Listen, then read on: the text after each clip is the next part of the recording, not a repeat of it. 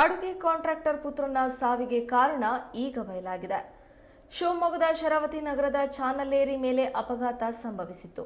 Car ಮತ್ತು bike ನಡುವೆ ಭೀಕರ ಅಪಘಾತವಾಗಿದ್ದು, ಉಲ್ಲಾಸ್ ಎಂಬ 22 ವರ್ಷದ ಯುವಕ ದುರಂತ ಅಂತ್ಯ ಕಂಡಿದ್ದನು. ಇದೀಗ ತಂದೆ ಆ ನೋವನ್ನ ತೋಡ್ಕೊಂಡಿದ್ದಾರೆ. ಆತ ಹೆಲ್ಮೆಟ್ ಧರಿಸದೆ ಬೈಕ್ ಓಡಿಸಿದ್ದು ಸಾವಿಗೆ ಕಾರಣವಾಗಿದೆ.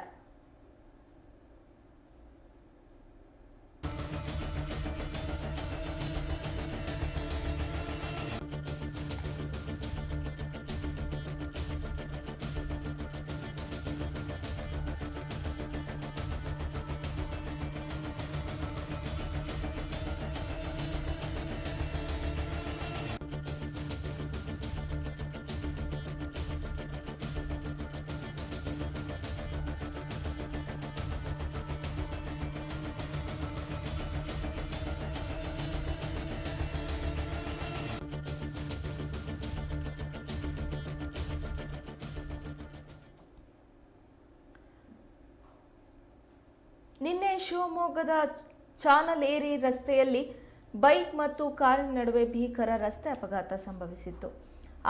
ಒಂದು ಅಪಘಾತದಲ್ಲಿ ಬೈಕ್ ಚಲಾಯಿಸ್ತಾ ಇದ್ದಂತಹ 22 ವರ್ಷದ ಉಲ್ಲಾಸ್ ಎಂಬಾತ ಸ್ಥಳದಲ್ಲೇ ಸಾವನ್ನಪ್ಪಿದ್ದಾನೆ.